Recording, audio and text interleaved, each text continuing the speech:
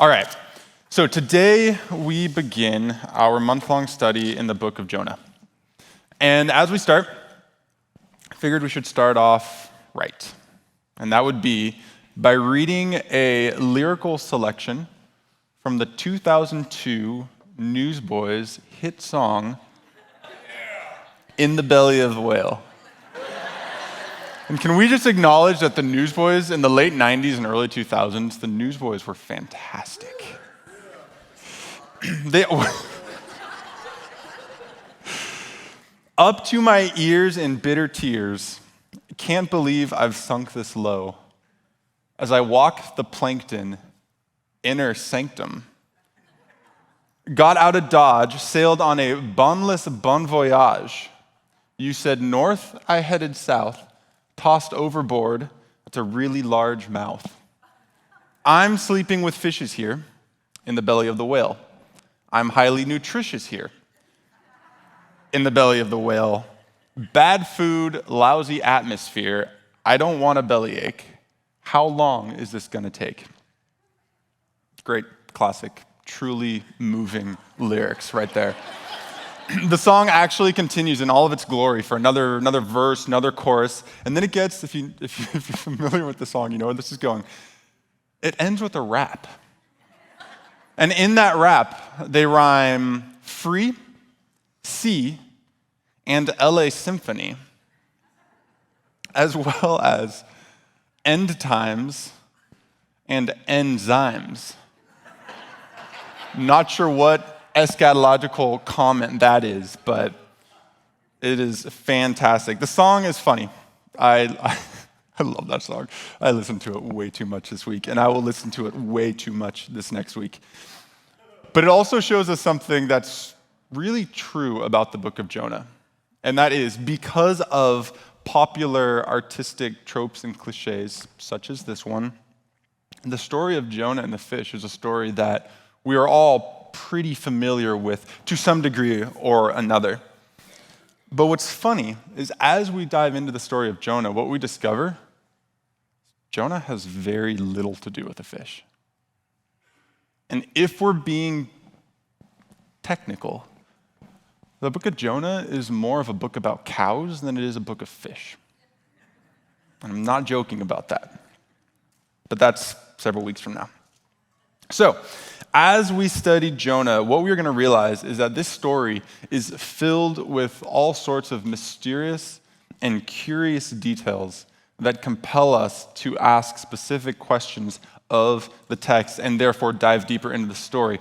But as we ask questions of the text, an honest reading of Jonah results in the text asking questions of us as well.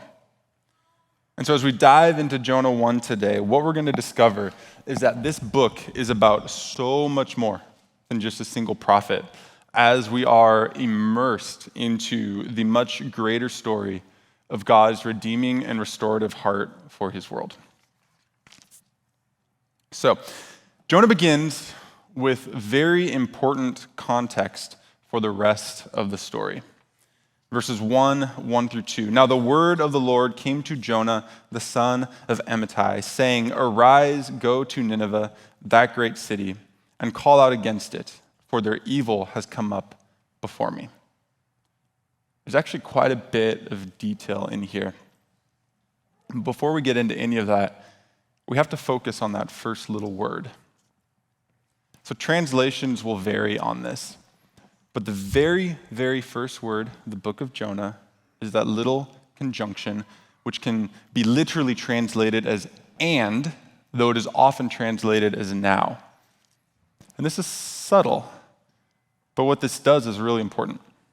From the beginning of the book of Jonah, we are reminded that the book of Jonah is not a standalone story.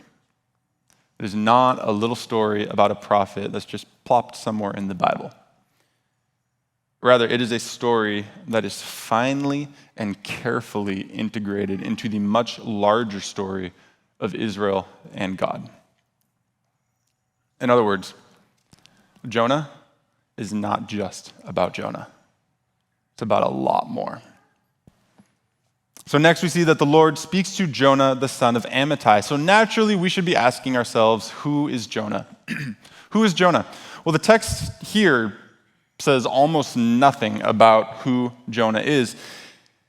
And that is because the original recipients of Jonah would have known exactly who Jonah is.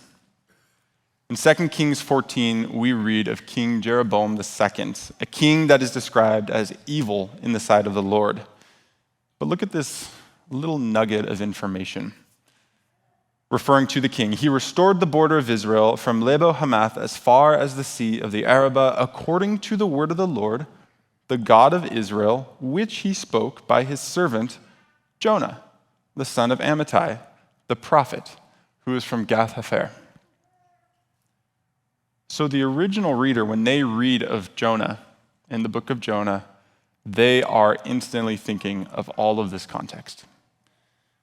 The original reader might have remembered the prophet Jonah as an intensely patriotic prophet who loved his own country. He sought its well-being. And so it is to this prophet that God then speaks a simple command. Arise, go to Nineveh, that great city, and call out against it, for their evil has come up before me. But now we have another question. What's the deal with Nineveh? Why are we suddenly so concerned about Nineveh? Why is Nineveh so important that God is speaking to Jonah? Nineveh actually is not a place that is mentioned all that frequently in the Bible. In fact, the association of Nineveh and that great city is an association that we only see a few times. All of them happen in the book of Jonah, except for one. And that other one is in Genesis 10, way back at the very beginning of the text. You might remember that Genesis 10 is a list of nations that come from Noah's sons. It is a whole lot of names. It's very easy to read through it quickly. But there's a little bit of information in that chapter where we read that Nineveh was built by Nimrod, a man whose name many scholars believe means rebel, and whose characterization as the first mighty man on earth suggests that he was a man of power and a man of violence. So when the original recipients of Jonah read of Nineveh, that great city, they wouldn't so much have just thought of some antagonistic people somewhere in the desert, some bad guys, the enemy of Israel. That's not just what they would have thought of. They also would have thought of an ancient city of blood with a reputation for horrific evil. And the prophet Nahum, who prophesied at a different time than Jonah, actually shows us what this may have looked like. Nahum 3, woe to the bloody city, referring to Nineveh, all full of lies and plunder, no end to the prey, the crack of the whip and rumble of the wheel, galloping horse and bounding chariot, horsemen charging, flashing sword and glittering spear, hosts of slain, heaps of corpses, dead bodies without end. They stumble over the bodies. And all for the countless whorings of the prostitute, graceful and of deadly charms, who betrays nations with her whorings and peoples with her charms. That's the type of thing they would have thought of. And so when God says that their evil has come up before him, these are the types of things that he's referring to. And Jonah would not have been ignorant of that. He would have known. So in verse 3, then, we see Jonah's response to the Lord. And like all good prophets of Israel, he obeys with fear and trembling. But Jonah rose to flee to Tarshish from the presence of the Lord. He went down to Joppa and found a ship going to Tarshish. So he paid the fare and went down into it to go with them to Tarshish, away from the presence of the Lord. Tarshish might be my least favorite word to pronounce in the Bible. No matter how many times I say it, I still feel like I'm saying it incorrectly. Yeah, just say it. Just get it out of your system. Tarshish, right? It's not easy. So instead of following the call of the Lord and going to Nineveh, Jonah heads and hops on a ship bound for Tarshish. And the question we should all now be asking is, where is Tarshish? Where is he going? And we have to have a map for this. We can't not have a map for this. So this is Joppa, likely where Joppa was. Gath-hepher, where Jonah was from, would have been a bit north of Joppa. And so he is told to go to Nineveh. Where is Nineveh? Found it. There's Nineveh. So if we just kind of zoom back for a second, what we can see is that Joppa to Nineveh it's a lengthy trip, sandy, probably pretty hot, but doable. Where is Tarshish? Scholars are not 100% sure where Tarshish was. However, most scholars think that Tarshish would have been way over here. Jonah is literally going to the end of the known world. It's a long ways away. Why is he going there? Why is he going all the way to the end of the known world as they would have known it at that time? What is he doing? It's reasonable to assume that Jonah was terrified on the call on his life, that he's terrified about that call. And that makes sense.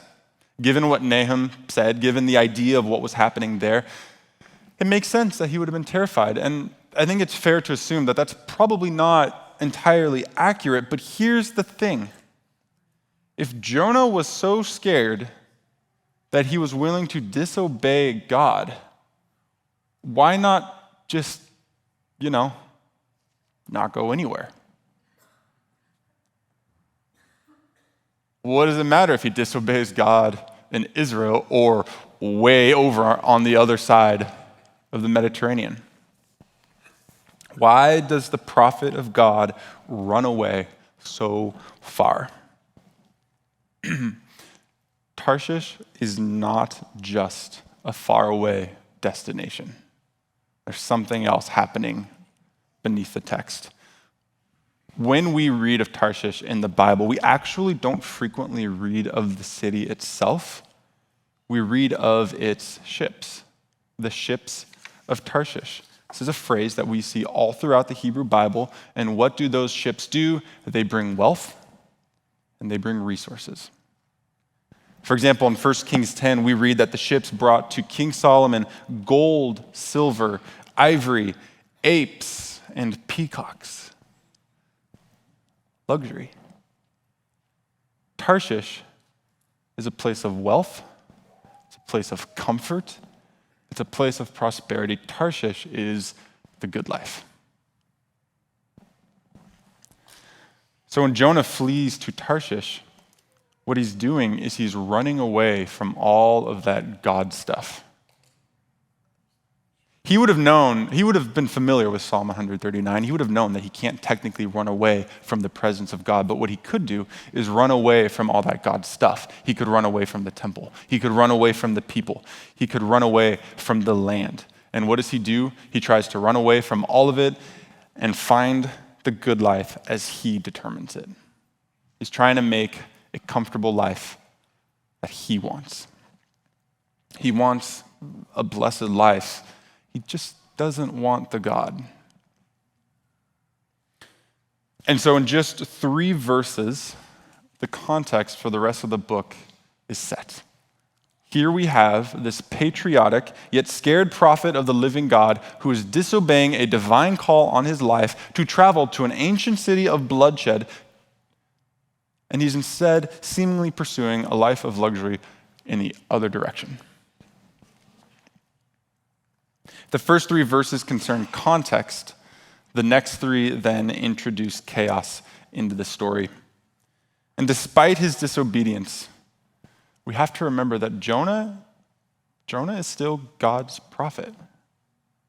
He is still God's chosen prophet, and God is not done with him.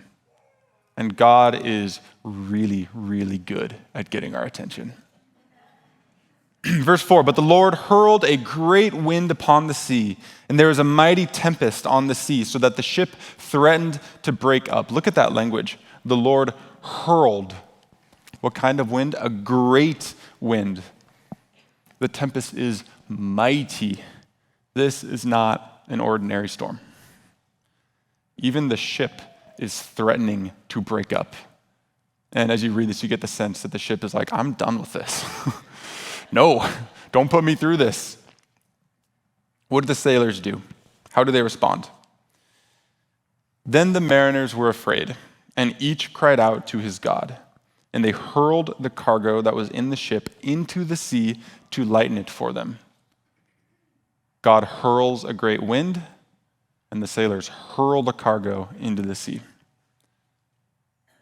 The sailors are afraid, and so they get really, really religious.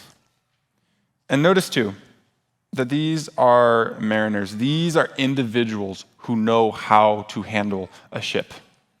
And yet they are so terrified that they are jettisoning their cargo, which would have been their livelihood, into the water. So this isn't it's a little windy, let's lighten the load a little bit. It is we could die. Let's throw away the very thing that lets us live and try just to make it through this.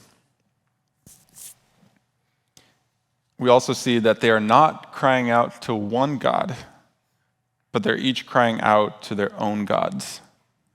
Another subtle point, but a point of utmost importance. These Gentile sailors are likely of different religions, different cultures, different nations. There are probably a lot of different peoples represented by these sailors on this ship.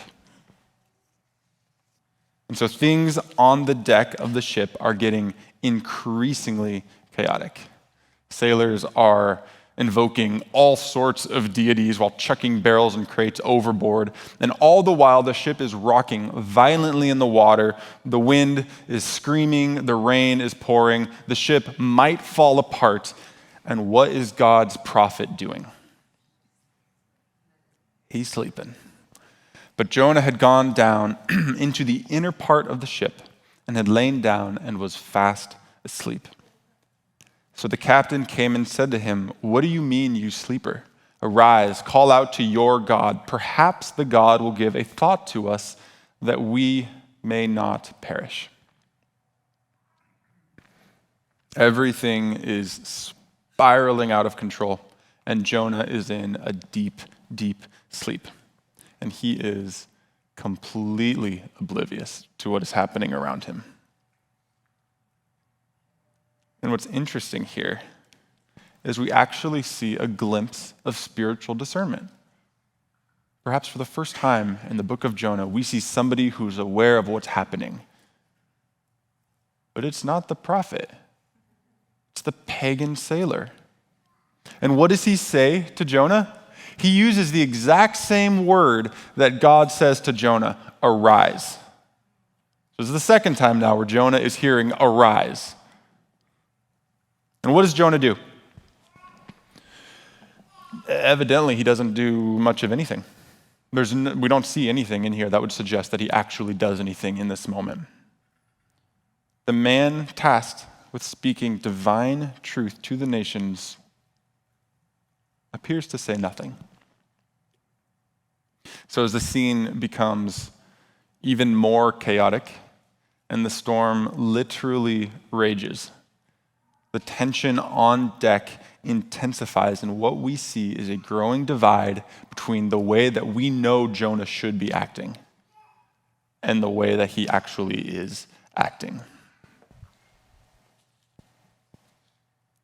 Next, as the sailors become even more desperate, things begin to clarify.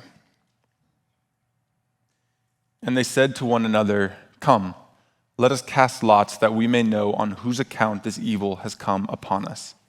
So they cast lots, and the lot fell on Jonah. The act of casting lots is not unlike flipping a coin. They're just trying to use something to figure out some sort of response, to figure out what is going on. Importantly, this would have been something that was considered religiously neutral. So all these different individuals invoking their different gods, they all could have gotten behind this. They all would have agreed, okay, this will tell us something. They've discerned that the storm is supernatural, and now they want to know who the guilty party is. Obviously, God allows the lot to fall to Jonah.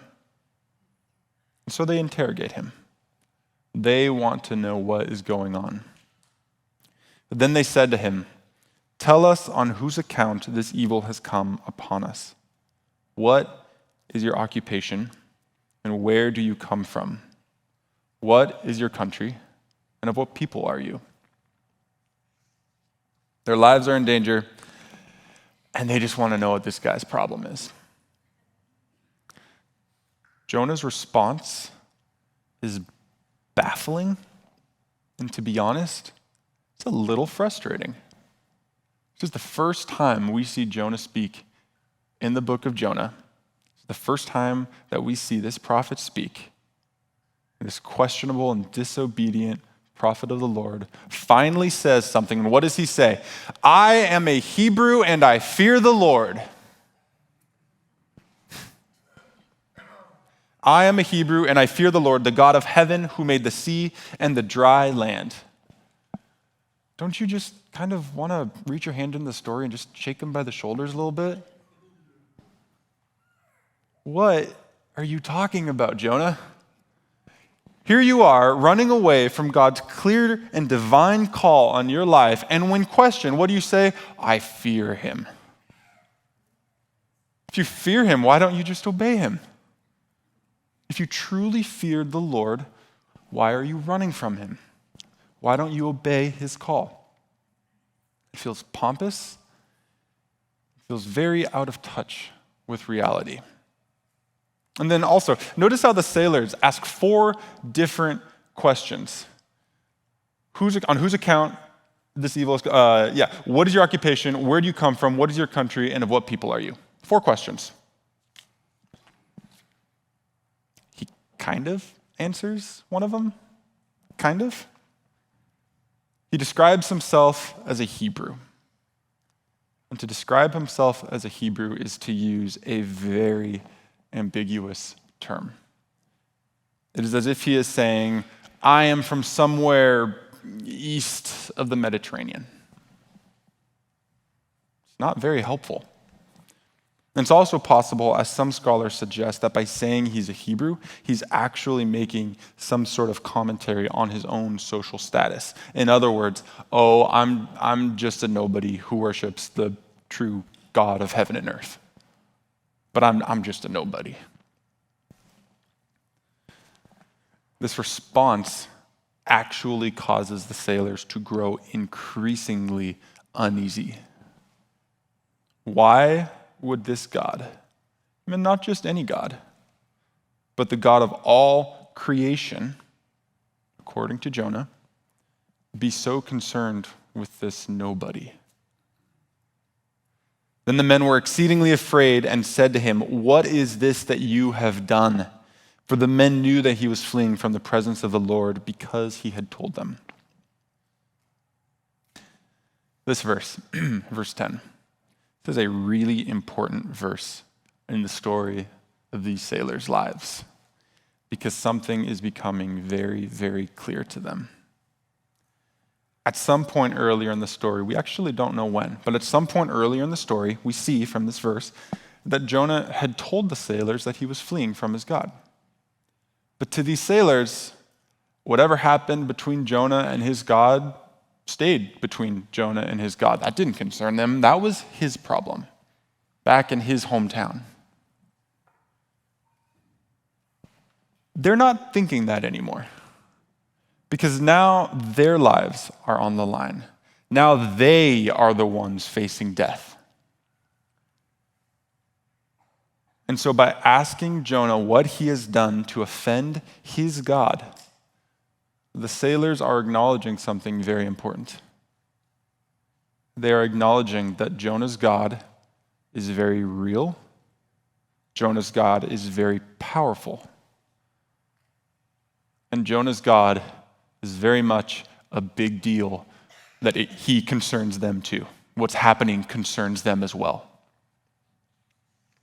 The fierce wind, the raging storm, the driving rain, the ship threatening to break up, the apathetic guy sleeping at the bottom of the ship, the lots being cast to show that he's guilty, and then his invocation of the God of heaven, earth, land, sea.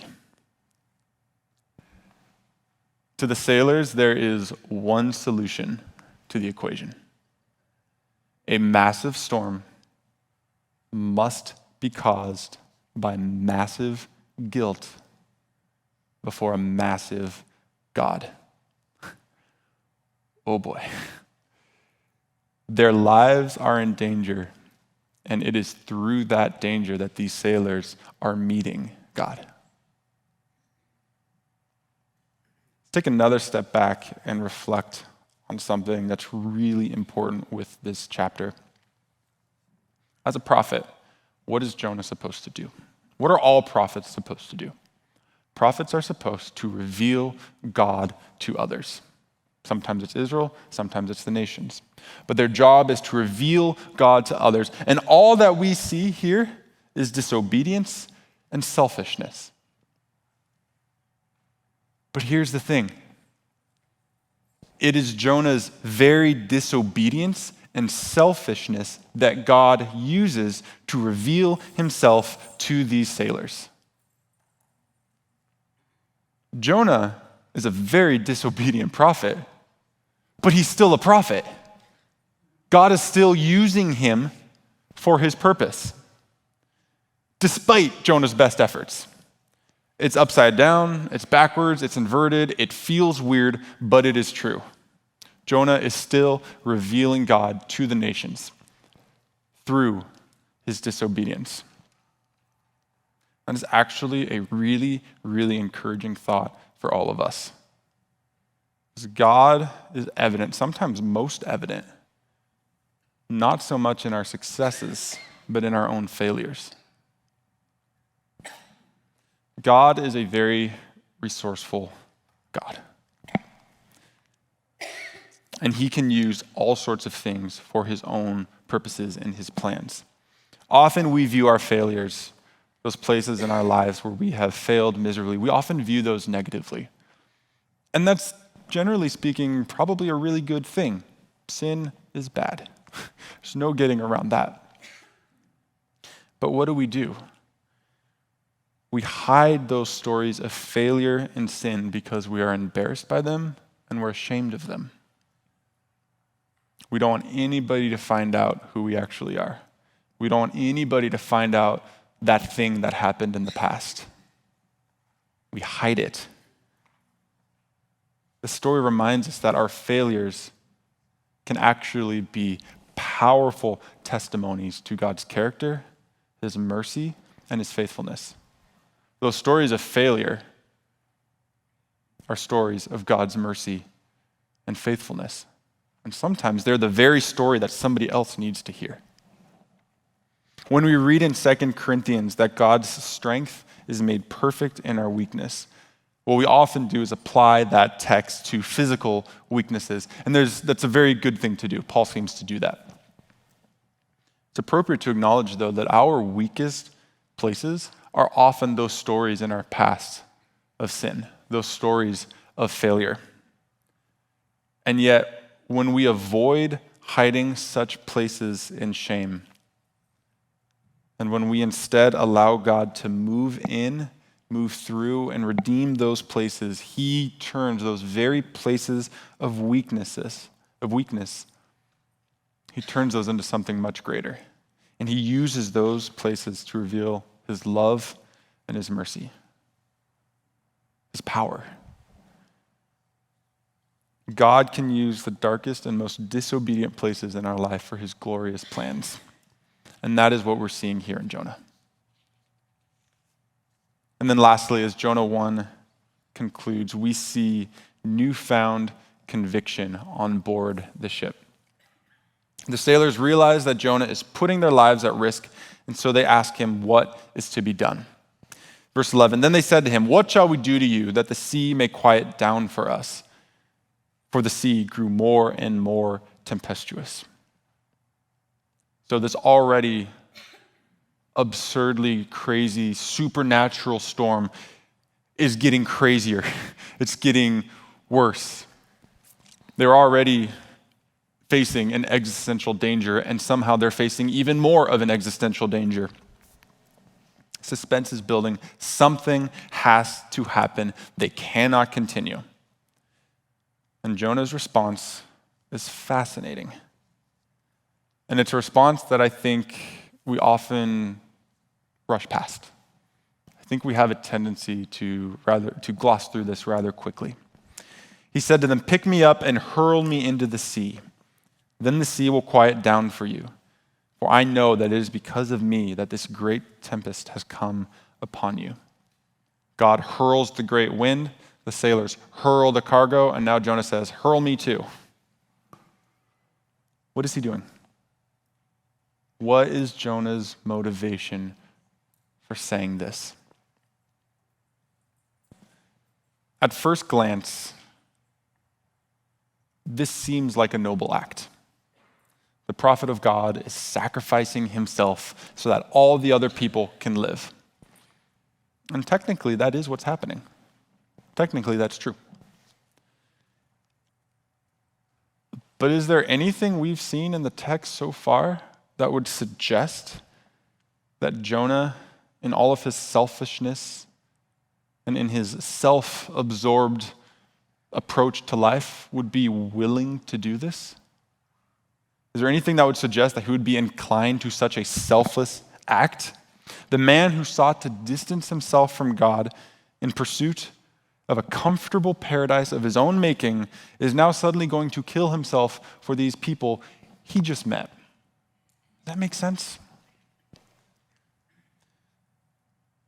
Key to understanding what Jonah's doing here, key to understanding his motivation in this moment is carefully integrated throughout what we've already been reading today. We've read it multiple times. Verse 3, he went down to Joppa and found a ship going to Tarshish. Verse 3 again, so he paid the fare and went down into it. Verse 5, but Jonah had gone down into the inner part of the ship and had lain down and was fast asleep.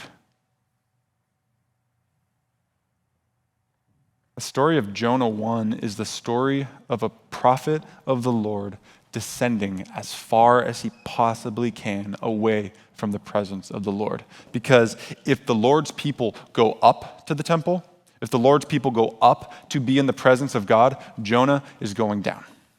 He's going the opposite direction, down to Joppa, down to the ship, down into the belly of the ship, down into a deep sleep, and now, nowhere you can go further down than the bottom of the sea. Despite his best efforts, he can't get far enough away, and so he offers to be plunged down into the depths of the sea.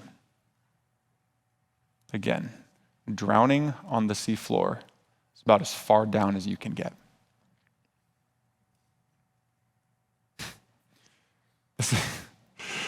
This part just hit me as I was studying this week. The sailor's response is great.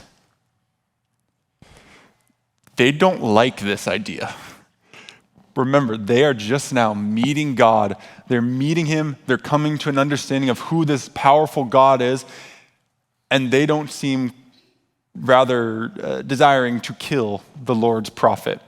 And so much to Jonah's chagrin, I'm sure, they actually do the opposite.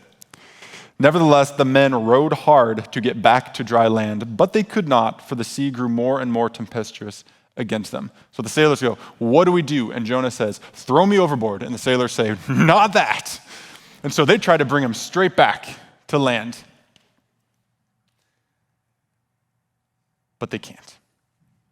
They're trying, they're digging in their sails, their oars, they're trying to get him back to the land. And an already crazy storm that we've already seen get crazier continues to get worse. And the ship's not going anywhere. And as if to emphasize the divinely inspired intent of this supernatural storm, the text says that it grew more tempestuous against them. The text is clear. This storm is working against the sailors. Man's power, man's might, all that man can do versus the will of God. Man can never save himself. But what these sailors don't know is that God is actually using this very storm for their own good. Because as they finally come to the end of themselves, they give up and call on the Lord. Therefore, they called out to the Lord, O Lord, let us not perish for this man's life, and lay not on us innocent blood, for you, O Lord, have done as it pleased you. So they picked up Jonah and hurled him into the sea, and the sea ceased from its raging. Then the men feared the Lord exceedingly, and they offered a sacrifice to the Lord and made vows. The sailors are about to do the unthinkable. They are about to kill the prophet of the living God by throwing him into the raging waters. And so they say, oh God, please do not let this fall on our heads. We have tried everything that we possibly can. Please don't let this guilt be on us. This is the only thing left we have to do. They toss Jonah overboard, and things calm down. And perhaps ironically, that actually instills even more fear into the sailors, because what they realize is the God who is strong enough to cause this immense storm and then cause it to get even stronger and then even stronger is able to stop it.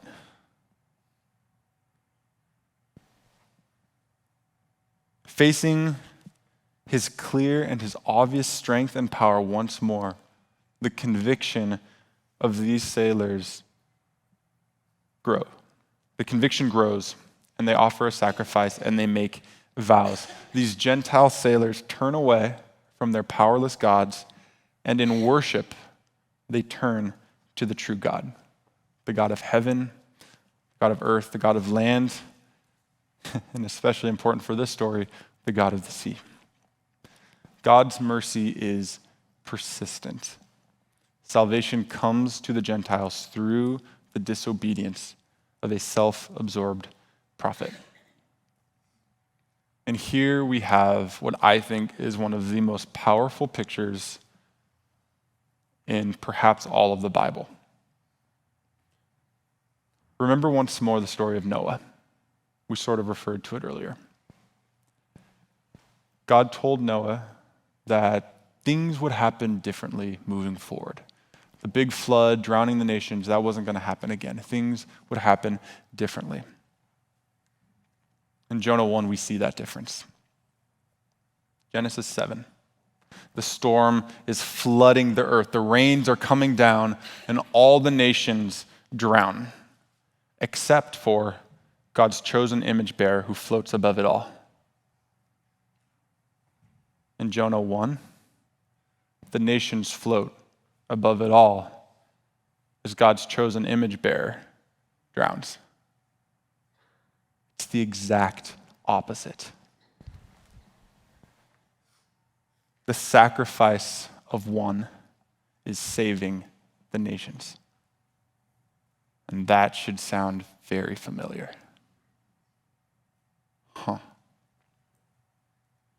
So we've covered 16 verses, and what we've seen is frankly a microcosm of the entire Bible. We see the pride-filled nature of humanity on full display, and yet we also see the grace, the mercy, and the loving kindness of God, who, being over all things, is not wasteful and uses the unexpected to reconcile the nations to himself. And we have not even talked about a fish yet. That's next week. As we conclude, I want us to spend some time asking questions. I mentioned earlier that as we ask questions of the text, it asks questions of us. And so as we end, instead of finishing with application points, let's finish with some application questions. First one is this: who is your Nineveh? Who is your Nineveh? It's a simple question. Jonah did not want to go to Nineveh. God called him there, but he did not want to go. It was dangerous, it was uncomfortable, and it was not where he believed a follower of God ought to be. Good Israelites, do not talk to them. Good Israelites definitely do not talk to them over there. And yet God, full of love and full of mercy for the other, sends him anyway. Who in your life is Nineveh? Who is the other that you will have nothing to do with? Who do you believe is so far gone that they are not worth your energy? Who is it that you cannot think of without feeling animosity grow inside of you? And who is so uncomfortable to talk to that you avoid them? Who do you think, at the end of the day, when all is said and done, is undeserving of God's mercy? This could be somebody on the other side of the world. This could be somebody on the other side of the street. Could be somebody on the other side of the family tree. Question 2, where is your Joppa? When Jonah boards the ship in Joppa, little does he know that God would use his boarding of that ship in Joppa to save these Gentile sailors. Some of you might remember that Joppa actually features prominently elsewhere in the Bible. It's in the other part. Acts 10. In Acts 10, Peter is staying in Joppa with Simon the tanner when he has a vision. And in that vision, he learns that contrary to conventional popular Jewish belief, God's heart is also for the Gentiles. It is for all those other nations. Joppa. So with both Jonah and Peter, individuals who lived centuries apart from each other, we see this little port city of Joppa functioning as a place where God's heart of mercy and love travels beyond the Holy Land, travels beyond Israel, pouring out into the rest of the world.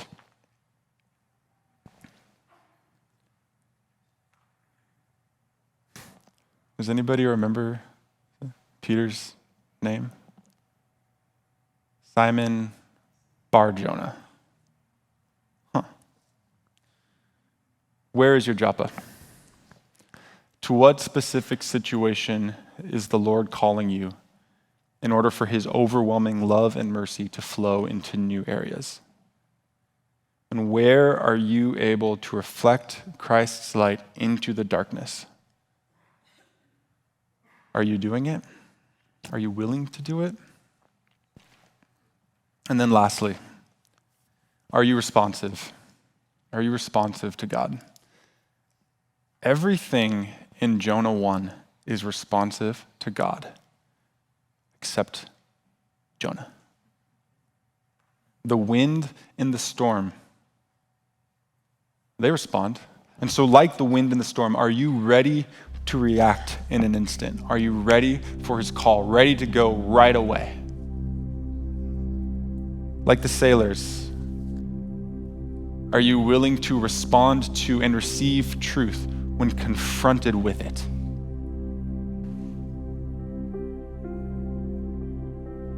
Or perhaps are you like Jonah? Deep down inside of you, you know the truth. You know what is right. And yet you are running, striving to fashion a comfortable life on your own terms, fighting against the very storm that God may be using for your reconciliation, for your restoration.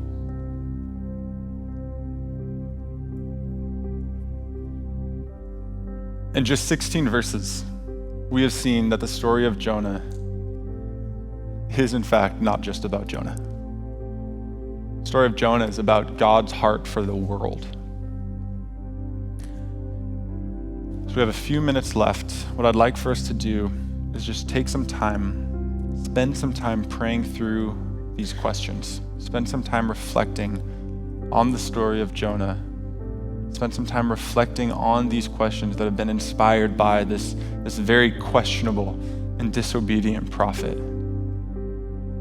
If the prayer teams are in here, perhaps they can head to the back. And so if you would like prayer during this time as well, they'd be willing and happy to pray for you. But let's spend some time reflecting on these questions.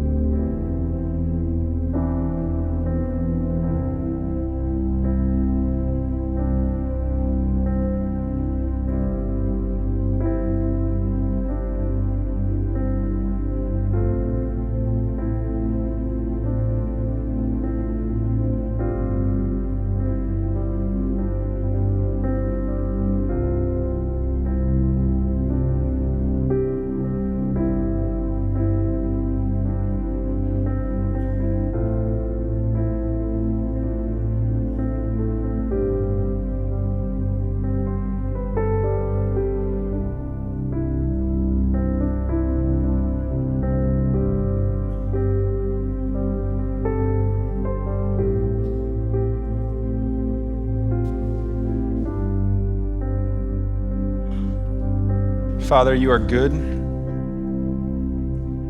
You are merciful. You are just. And sometimes the combination of those things just doesn't make sense to us. Sometimes it can be hard to try to wrap our minds around your mercy and your love. You love us, not because of what we've done, but because it's who you are. Lord, we thank you for this beautiful, beautiful story of Jonah.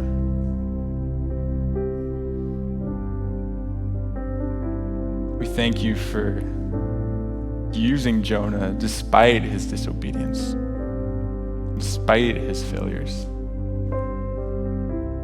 We thank you for the hope that that gives us. Thank you for the conviction that that gives us. Everything we have belongs to you. And that includes our stories. And that includes all of our stories. Pray that we would not be a church that hides the points of failure in our life in shame and embarrassment, but that we would be a church that is open to you, open to have you use those places to help others. Father, where people feel shame, pray that you would replace those spaces with joy. Pray that you would replace those places with love, with a true sense of shalom, a true sense of peace that is not dependent on all things in the world to be still, but a true sense of peace that says things are whole because of who you are, despite what's happening around us. Lord, I pray that you would soften our hearts, that we would be responsive, that we would be open to your call, and that we would have courage and boldness to obey. Lord, I pray that we would live lives that are interruptible to you, ready to be interrupted by you, your promptings and your nudgings, that we would be aware of where your Spirit would guide us and direct us.